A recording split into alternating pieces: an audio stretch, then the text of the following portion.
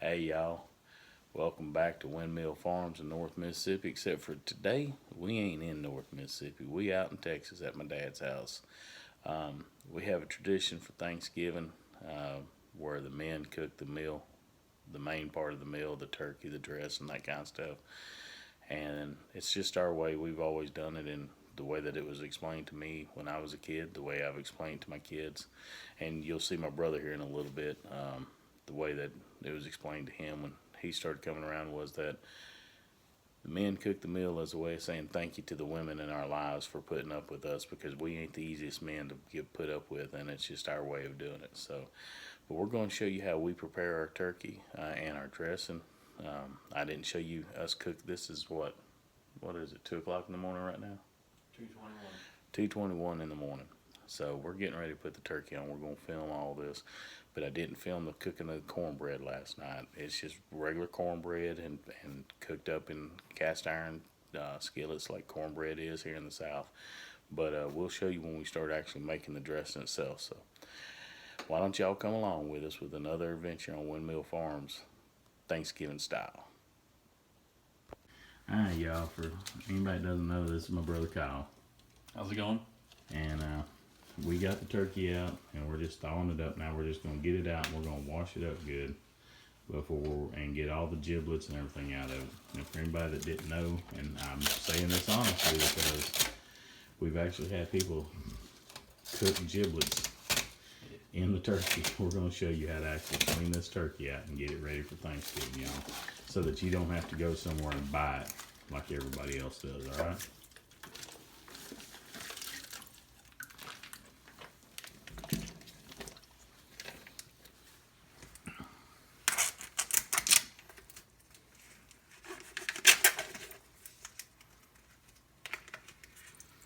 Now, one thing I'll say about the turkeys is we actually use, let's see, disinfectant wipes all over the kitchen before, during, and after doing this. We don't want to get nobody sick, nothing like that. So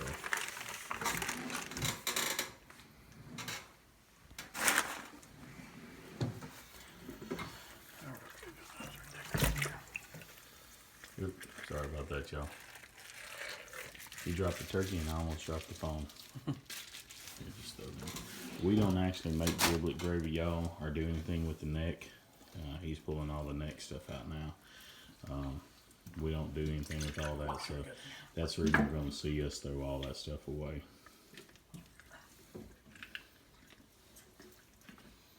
Isn't that really good? They are really good. It's just, unfortunately, at my dad's house, it doesn't happen. I'll say the necks, and they're really good. It won't come out, or is it still frozen? A little frozen.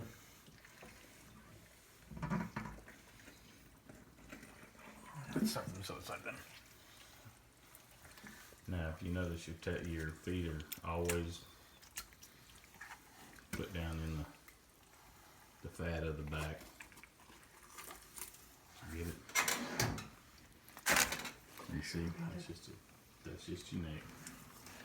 Now it shouldn't be nothing but ice in there. And he's gonna have to wash all that ice out and clean it out. Alright. Here, I'll come get it. Thank you.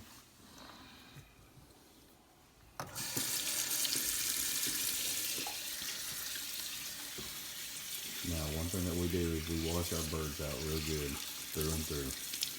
We cut off that big chunk of meat here on the back end if it don't pull off.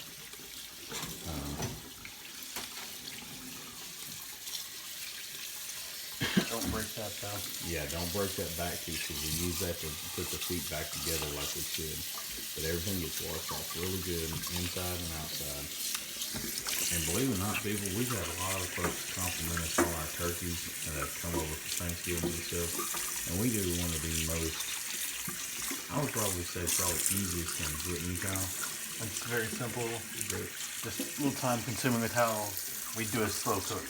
Exactly. Like I said, it's 2 something in the morning. We're going to eat about noon. This bird's going to be on about 9 hours. So.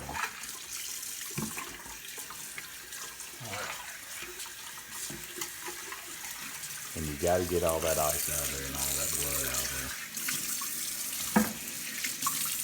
All right. We're good? Oh. Just finish the rest away. Huh? If you finish taking out the rest away. All right.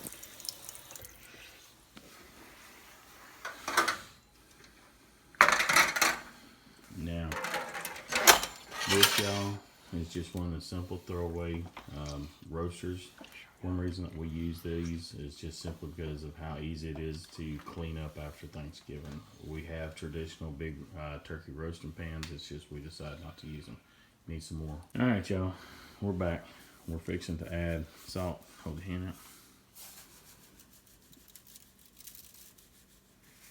All we do is we rub the salt into the skin, and then we rub the salt into the inside of the bird. Now what the salt does is it helps retain the moisture in the bird. You hear a lot of people saying that turkeys are dry. It's one thing to put salt on the outside, but it really comes when we put the salt on the inside of the bird.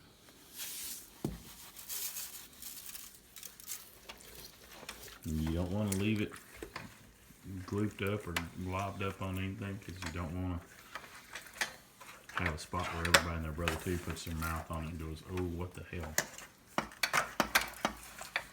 But you do want to actually get a good coverage of the salt all over the bird.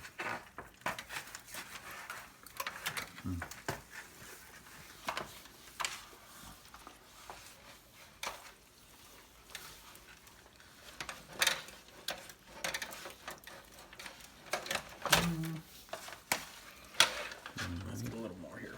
This bottom. There you go.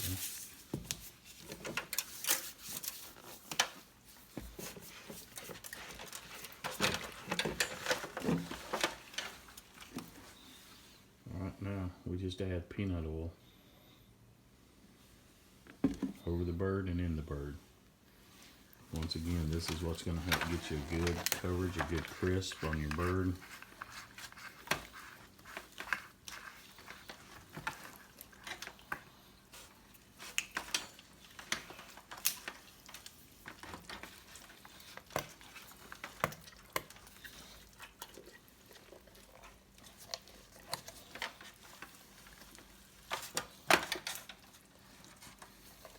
You ready? Yeah. Now, if you notice what we're doing, we're using 2 people to do this, and we try to always do this if we can. For simple fact, the person who, once they put their hands on the turkey, it's kind of like a surgery.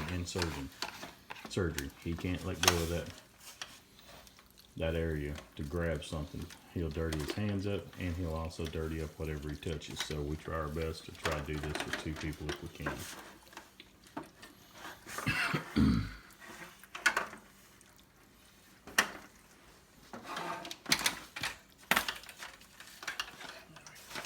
Alrighty. Need some inside? A little more, yeah. Alright.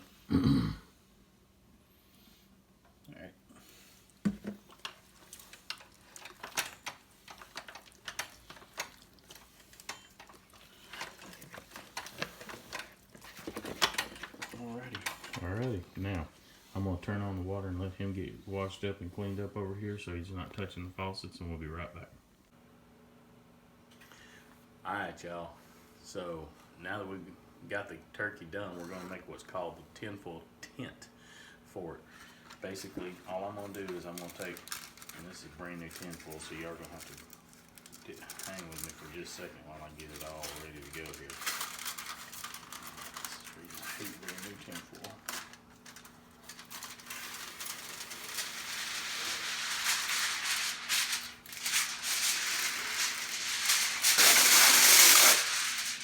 Now y'all notice that this is the wide tinfoil.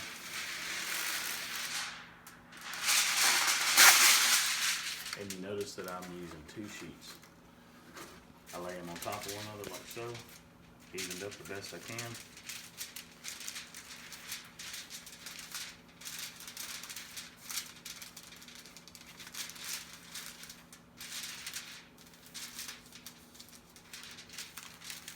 Now, If you notice when I'm running my fingers across it, I'm keeping the tips of my finger up.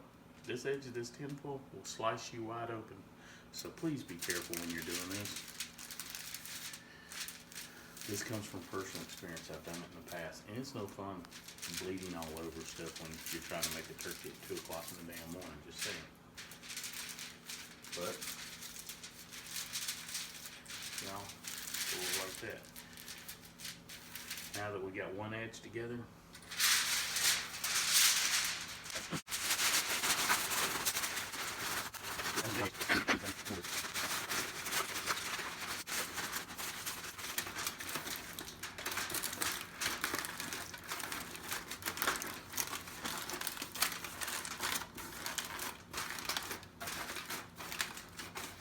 now what you're trying to do with that tent was we're trying to keep this up off of the bird, because if you just put tinfoil down tight over the top of your bird, everywhere the tinfoil was touching, it would burn real bad and the bird inside wouldn't be cooked. We're basically making an oven inside of an oven. So as it heats up here, it will heat up inside and then in turn keep that heat regulated and even kill inside on your bird, which allows for an even cook on your bird, okay? We've already preset our oven.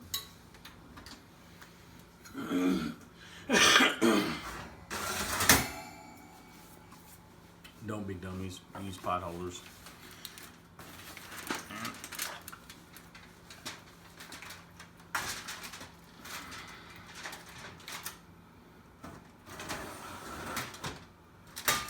Alrighty. Like I said, that's a 16-pound bird. We're gonna let her cook for about 9 hours. We're gonna bring you back later in the morning. We're gonna go back to sleep, y'all. But we're gonna come back later in the morning.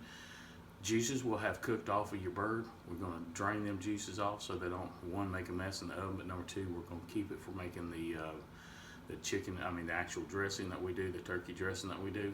And we'll show you also when we're making that turkey dressing. But with that being said, you always cook your cornbread the night before. And the reason is to make good cornbread dressing, you want that cornbread cold so that when you crumble it up, it really crumbles up into a very, very nice, small, fine. If not, you get clumps, and then that's never good. So y'all come on back in a few hours and join us for more adventure on this Thanksgiving Day, all right?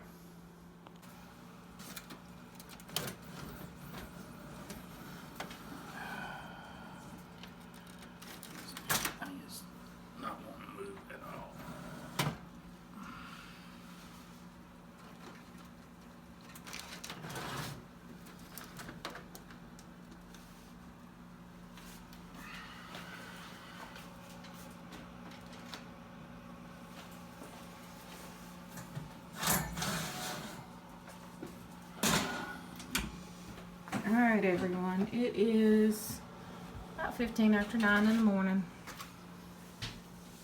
He's awake. So the turkey's been on for several hours now.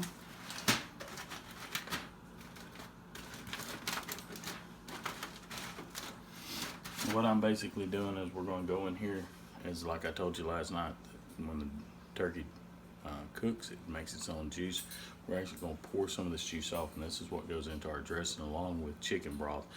But we always do that, and it also allows us to save from this turkey splashing later on, because it's going to continue to make juice. So when you want to get it out and get some of it off before your turkey's done. Now, if you notice what I'm doing here, I am trying my best without getting burnt here to get that tent I made loosened up so we can take the whole tent off. Y'all see how the turkey's already falling off the bone here? That turkey's getting almost done. This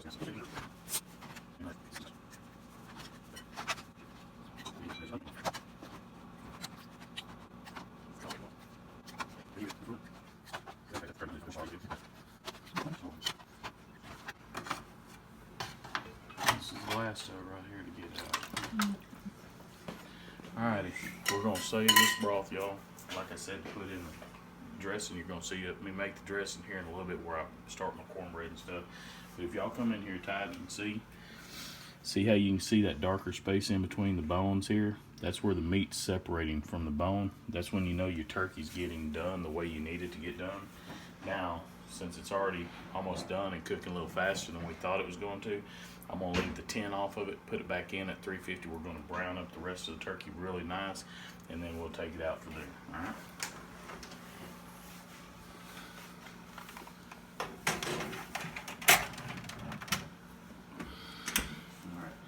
Y'all come back here in a few minutes when I get everything set up, and we're going to start on the dressing over here, y'all, all right?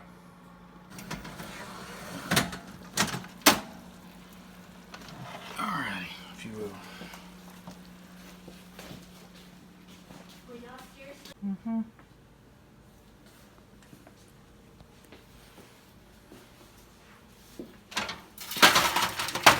All right, y'all.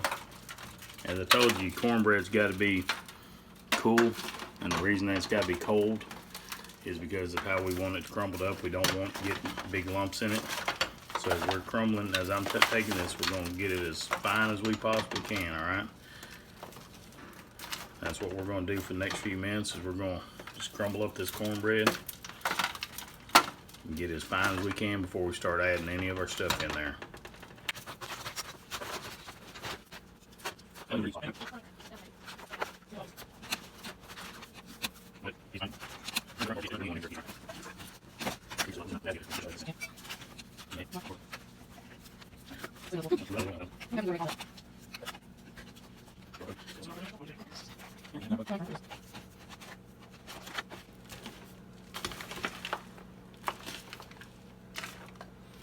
I imagine you could probably put this shit in a food processor, but alright, you ready? Mm-hmm. Alright, now we're going to start putting our juices and stuff in there. The first thing we're going to do is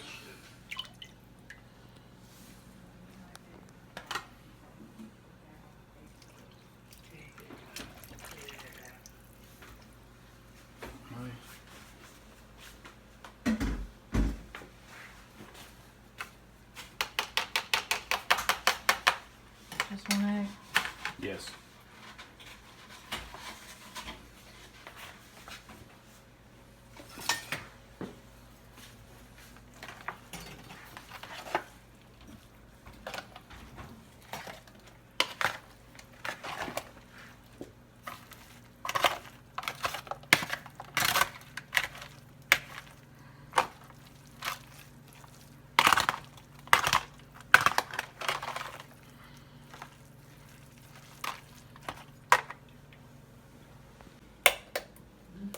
Alrighty, y'all. When you get your stuff ready to go, we added in all the turkey broth that we had off the turkey last night. When we first get this together, it's going to look soupy, but you're going to want it a little soupy because that's how you get it to cook down right and get the proper flavoring in the dressing, alright? So, alright, let's get that one in there. We're going to show you how to... We're going to show you how it actually sucks itself up when doing this, alright, y'all? So, see how soupy this is? But the more I do it, notice how it's starting to gel up more and more. You need it to be wet when it's cooking. We're going to add in our onions.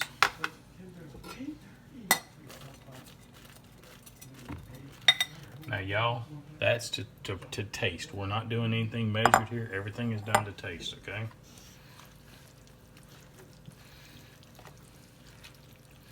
Get that mixed in. Use 1 egg. That's as a binding agent.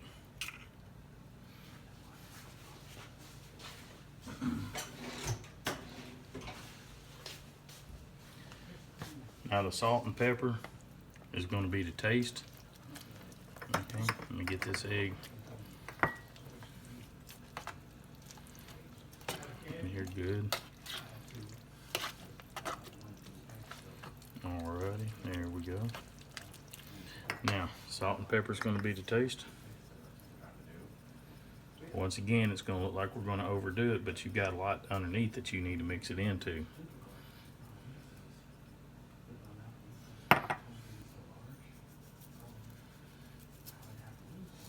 If you oversalt the dressing, is there any way to fix that?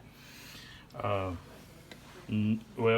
if it's a little bit oversalted, you can actually add a little bit more chicken broth into it at the very end, and that allows the salt to kind of mediate.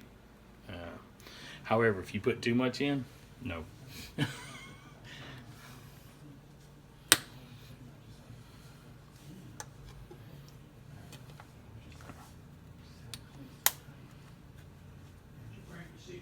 God almighty. There we go. Maybe. That was about as hard as I've had in a long time. Now, people, this is sage. I always use fresh ground sage every single time. When I say fresh, a brand new deal of ground sage.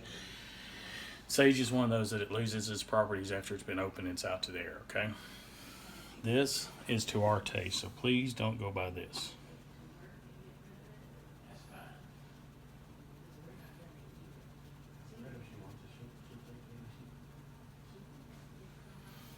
And what we'll do is we'll cook this a while, and then after we cook it, I'll actually taste test it, and that's how we finish up the seasoning in it as it's cooking, is with the taste testing. All right.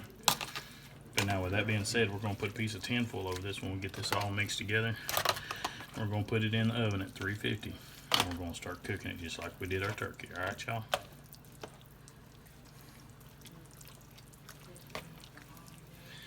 Now, what you're going to notice is while we're cooking it, I'm going to be adding more of the chicken broth back to it. It's because I want to keep it moist. I don't want it to dry out.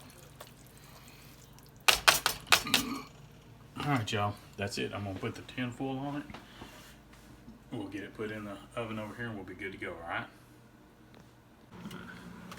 Alright, y'all. This dressing's been cooking a little bit. We're going to open it up and see where we're at with it so we'll know how much chicken broth we need to add back to it, and see where it's at, and taste test it and see what we need to add to it. All right, y'all,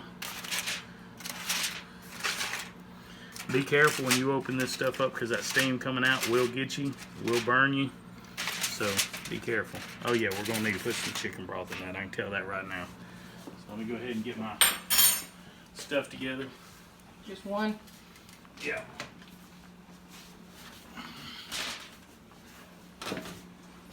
Yeah, them things right there are like 2 of the normal ones that we used to use all the time. Yeah, the big cans. Yeah.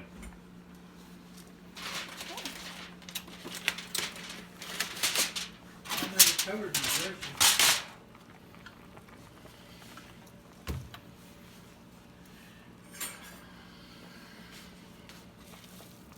Oh yeah. See how that is? This room we're gonna add a little bit more. And like I said, we're going to taste test it at this point, y'all. See where we're at with it.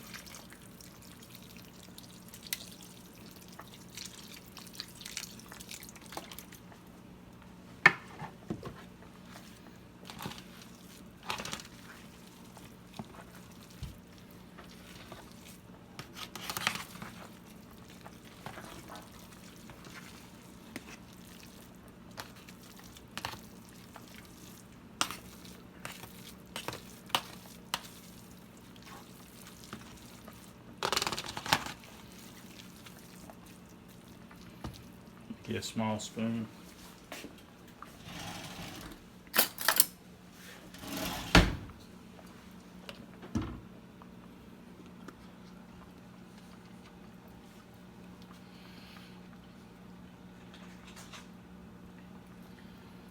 I like the way that tastes now.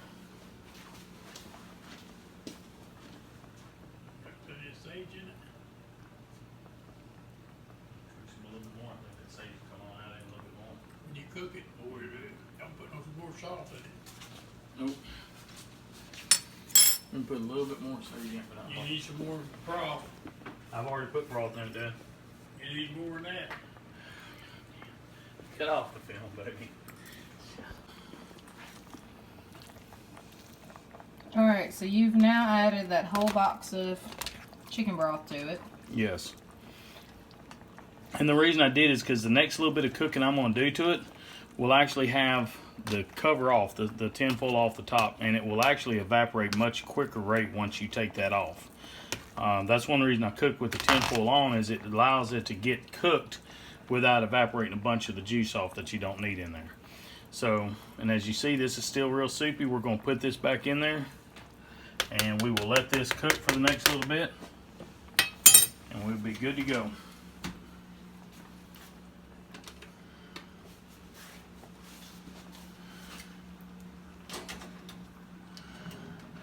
Here we go. We're going to do that, and what we're going to do right at that point is we're going to let it cook to the point that it gets a good crust on top and evaporates a little bit of that juice out, and we're ready there. We're just waiting for the sweet potato casserole that decided to grow and come out of the pan.